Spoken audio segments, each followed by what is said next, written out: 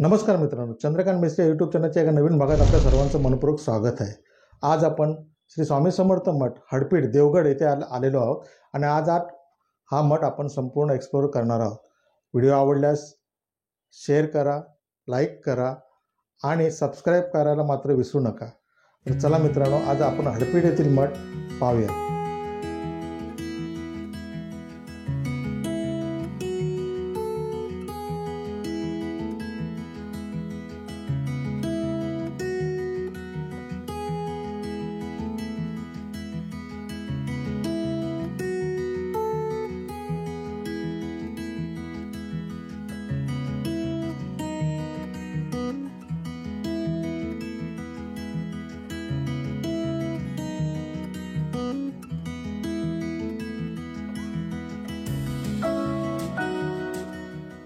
देवगड नांदगाव मार्गावर साकारलेल्या या स्वामी मठात स्वामी दर्शन घेतल्याशिवाय स्वामी भक्तांची पाऊले पुढे सरकणार नाही।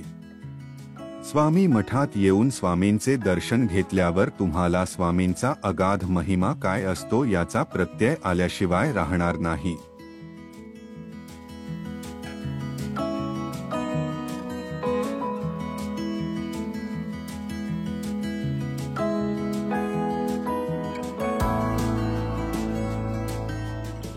निसर्ग सौंदर्याने नटलेल्या देवगड तालुक्यात हडपीड हे स्थान मुंबई गोवा महामार्गावरील सिंधुदुर्गातील नांदगाव तिट्यापासून देवगड मार्गावर 6 किलोमीटर अंतरावर आहे। नांदगाव तिट्यापासून हडपीड येथे येण्यास एसटी बसेस आणि शेअर रिक्षा उपलब्ध आहे। मठाजवळ येताच मठाच्या प्रवेशद्वाराची भव्य कमान आपले लक्ष वेधून घेते।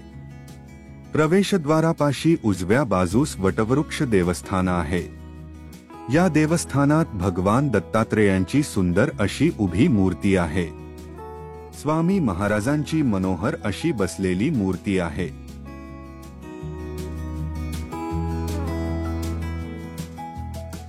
तसेच गणपती बाप्पा सुद्धा विराजमान आहे।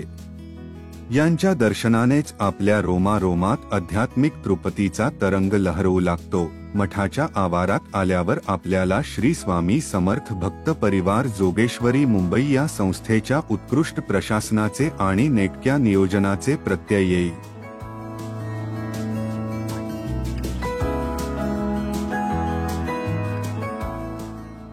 येथे भक्तांच्या खासगी गाड्या, मोटरसायकल पार्किंग करण्याची उत्तम सोय आहे।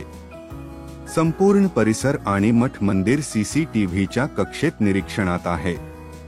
पार्किंगच्या जागेपाशीच पूजा साहित्य मिळण्याचे दुकान आहे।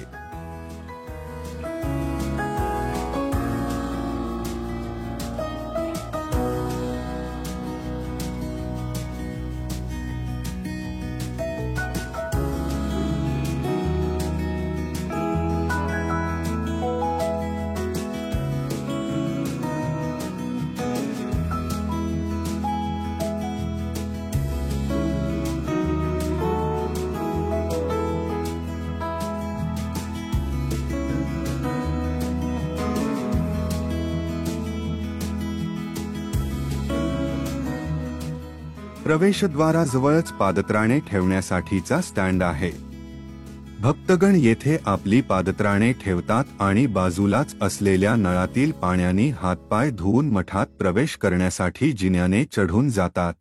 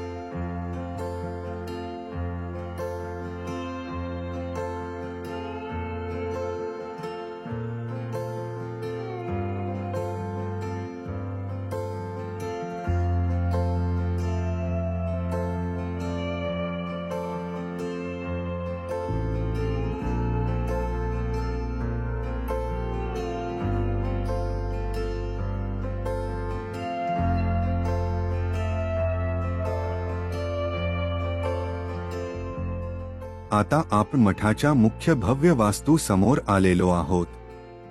मठाची विलोभनीय वास्तू आणि आजूबाजूचा परिसर पाहून भक्तगणांच्या डोळ्यांचे पारणे फिटते. मठाच्या प्रवेशद्वारावरील भगवान श्रीराम, माता जानकी आणि लक्ष्मण यांच्या मूर्तींचे दर्शन घेतल्यावर आपला ऊर भरून येतो. मठात विराजमान स्वामींच्या दर्शनाची आपली तळमळ वाढते. मठाच्या समोर आपल्या उजव्या बाजूस संस्थेचे कार्यालय आहे.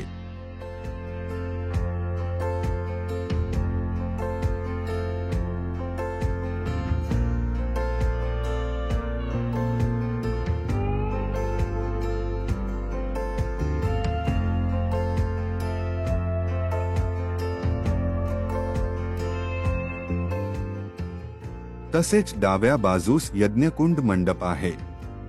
आता येथे होमहवन करण्यासाठी यजमान बसलेले आहेत.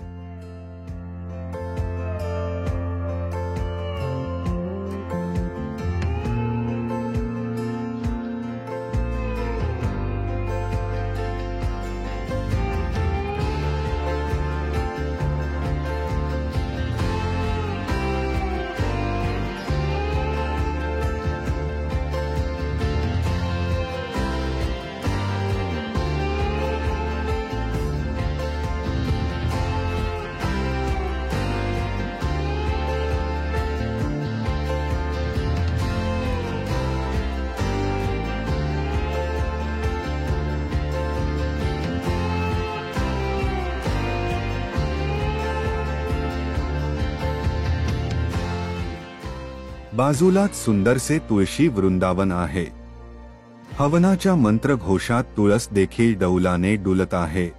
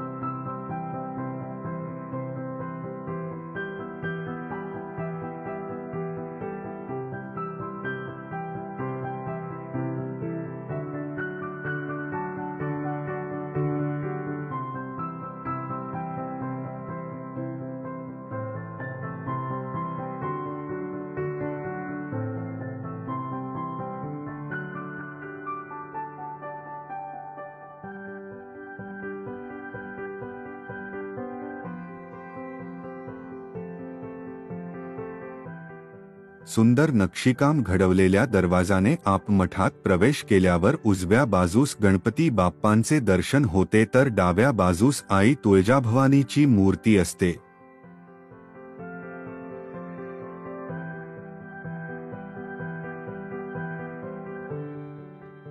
आज आईंची मूर्ती सभागृहात, जेथे सामूहिक महापारायण सुरू आहे, तेथे पूजेकरिता विराजमान आहे.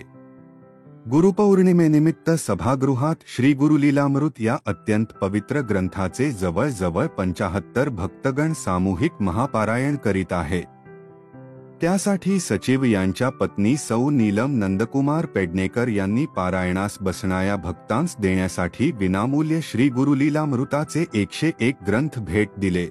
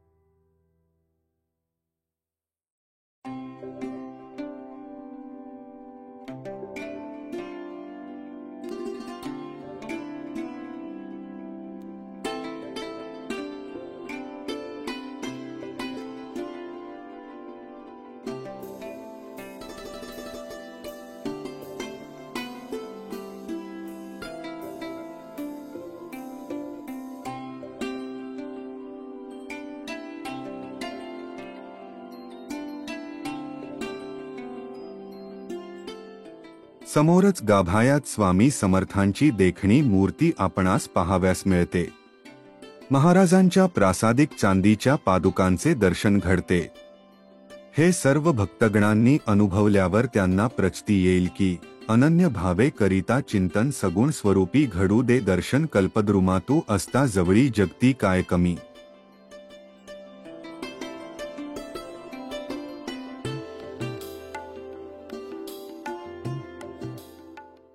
माझे वडील स्वामी भक्त स्वर्गीय तुकाराम कृष्णा पेंडे, तर त्यांनी मला 1978 साली स्वामी भक्तीचा अनुग्रह, माझ्या वडिलांची इच्छा होती मठ उभा करायचा. त्या मठाच्या माध्यमातून स्वामीची लोकांची सेवा करू, स्वामींचे विचार पोचवू, गरीब लोकांना मदत करू, अशी माझी एक योजना आहे. त्याच्यानंतर मी म्हटलं, माझ्या भावांजवळ गेलो, म्हटलं की अरे आपल्या जमिनीमध्ये आपण स्वामींचा मठ बनवूया. तर माझे भाऊ बोलले ठीक आहे बनव.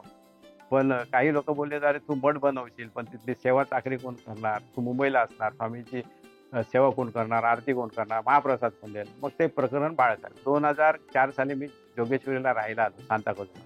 तर मला आमचे अध्यक्ष प्रभाकर धाकू राणे यांचा परिचय झाला. त्यांच्या कानावर मी हे घातलं की राणे साहेब अशी माझं म्हणणं आहे, तुम्ही काय करता. ते थोडा वेळ विचार केला, बोलतो बघूया असं करूया. आणि एक दिवस बोलले चला पेंडेकर आपण कंटक जवळ जाऊ.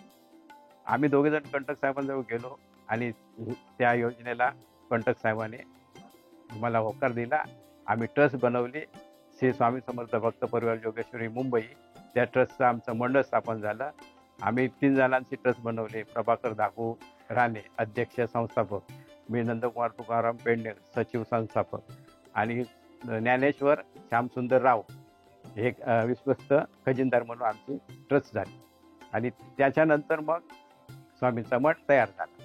हा मठ जो झाला आहे तो सगळ्या स्वामी भक्तांच्या देणगीतून झालेला आहे. 3 जण किंवा आमचं जे मंडळ आहे ते आम्ही कठपुतली आहे, ते असे स्वामी ते आम्हाला हलवतात आणि देणगीदार उभे करतात. आम्ही फक्त देणगीजवळ जायचं, देणगी येणार आणि ते काम होतं. त्यामुळे असं काही हे नाही की कोणी ह्यांनी एवढे पैसे दिले तेवढे पैसे, हे सगळं स्वामी भक्तांनी दिलेलं आहे. आमच्या मंडळाचा ताळमेळ चांगला होता, त्यामुळे स्वामींनी इथपर्यंत आणलं. त्याच्यावर कसली अडचण सुद्धा आम्हाला आली. पहिलाच कार्यक्रम अजित कडकडे इथे गाऊन गेले. त्याच्यानंतर आम्ही 6 संतांच्या पादुकांचा कार्यक्रम केला. लोकांनी अतोनात लोक आली. त्याच्यानंतर लगेच 3.5 शक्तिपीठाचा केला. प्रत्येक शक्तिपीठावर जाऊन त्यांचं सत्व आणलं आणि ते शक्तिपीठ आम्ही इथे उभं केले. तर आम्हाला भक्त निवास आहे ना, त्याच्यावरती एक मजला काढायचा की आता लोकांना समजलं देवगड माताची मत, स्वामींची मत. त्यामुळे लोक खूप येतात, चौकशी करतात रूमसाठी. त्याच्यानंतर खाली हॉल बांधायचा, अन्नछत्राच्या वरती हॉल बांधायचा की जेणेकरून लोकांचा दररोज म्हणजे दर दिवशी जेवणाची सोय होईल. असं तर आपल्या प्रत्येक ह्याचा होतं, दर दिवशी सोय होईल. त्याच्यानंतर आमचे कार्यक्रम असतात वार्षिक. मेडिकल कॅम्प लावतो आम्ही, रक्तदान शिबिर बनवतो, अनाथ आश्रम म्हणा, वृद्धाश्रम म्हणा, म्हणजे फळं वाटप, धान्य वाटप करतो. शासकीय जे हॉस्पिटल आहे तिथे आम्ही फळं वाटप, बिस्किट वाटप हे कार्यक्रम राबवतो. महिलांना, जे गरीब महिला, होतकरू महिला, त्यांना मशीन वाटप करतो किंवा शिलाई मशीन वाटप करतो. सायकल वाटप मुलांना करतो. आपले जे साहित्य शाळेचं ते प्राथमिक शाळेत आम्ही प्रत्येक शाळेत देवगड तालुक्यात बहुतेक शाळेत वाटप करतो. कधी कधी एक वर्ष आड करून करतो, कधी कधी त्या दुसऱ्या वर्षी करतो. हे आमचे ह्याचे रक्तदान शिबिर असतात. हे आमचे मठातर्फे सामाजिक उपक्रम आहे. अजून सुद्धा आम्ही असं काय आम्हाला जे करता येईल भविष्यात योजना आहे. आम्ही मुलं सुद्धा दत्तक घेतो. एकदम गरीब जे आहेत असे आमच्याजवळ सध्या आम्ही 2 दत्तक मुलं घेतलेली आणि त्या दत्तक मुलांचं 10वी पर्यंत आम्ही शिक्षण, त्यांना कपडा लत्ता, वही सगळ्या ह्या आम्ही देतो. अशा ह्या योजना आम्हाला जशा आमच्याजवळ निधी येतो कारण आमचं निधीचं अजून काम खूप अडलेलं आहे. तरी पण त्या ह्याच्यातून आम्ही हे निधी उत्पन्न करून लोकांपर्यंत पोचतो, लोकांची सेवा करतो. आपण स्वामींच्या मठातून स्वामींचे विचार पोचवतो. इथे आम्ही वेगवेगळ्या कार्यक्रमातून, जसं लघुरुद्र म्हणा, किंवा आज आम्ही 51 गुरुचरित्र स्वामींचं वाचायला आम्ही पारायण करायला ठेवलं होतं. त्याला किती लोक आले? 75 लोक बसले 3 दिवस, 7-7 अध्यायचं.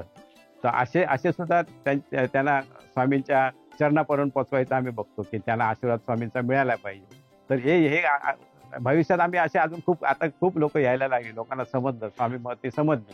त्यामुळे भविष्यात अजून सुद्धा आम्ही खूप काय कार्यक्रम करायचे असतो. सिंधुदुर्गातून आम्ही दरवर्षी स्वामी भक्त घेऊन अक्कलकोटला किंवा अक्कलकोटला असतो, पंढरपूरला घेऊन जातो.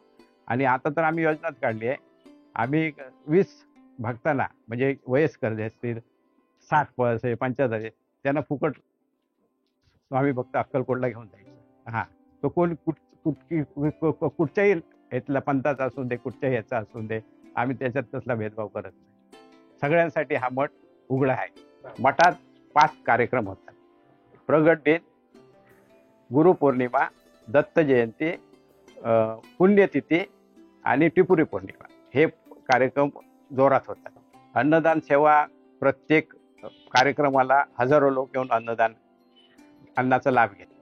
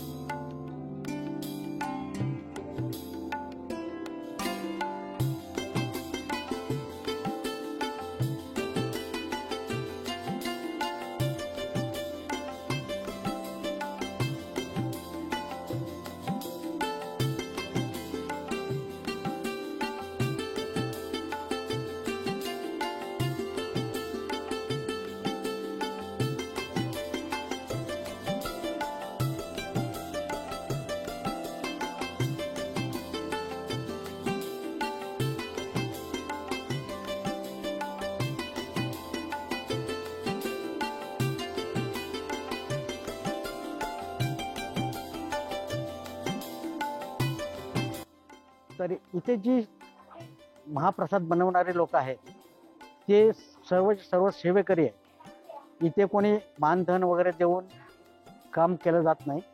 हे सगळे सेवेकरी लोक आहेत. आणि भविष्यात आम्ही हे भक्तनिवास बिल्डिंग स्वरूपाचं करायचं प्लॅनिंग. आता हे स्वामी करून घेतीलच, त्याबद्दल आम्हाला काही शंका नाही. पण भविष्यामध्ये आम्ही याला बिल्डिंग स्वरूप देऊन वरती भक्तनिवास आणि खाली भोजनालय, किचन या पद्धतीने हे करून आणि हे संपूर्ण परिसर सुंदर डेव्हलप करायचा आमचा भविष्यात विचार आहे. मिनी अक्कलकोट म्हटलं तरी चालेल असं बनवायचा आमचा जो संकल्प आहे तो महाराजांनी पूर्ण करून घ्यावा अशी मी स्वामी महाराजांजवळ प्रार्थना करतो.